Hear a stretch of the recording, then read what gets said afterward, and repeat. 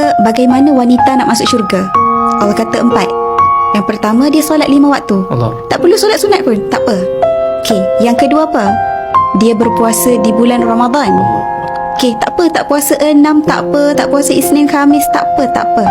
Okey, yang ketiga, dia jaga maruah diri dia. Tutup aurat, Allah suruh tutup, Allah suruh jaga. Okey, yang kelima apa? Dia taat pada suami dia. Allah. Okey, Husna lah tak ada suami, macam mana?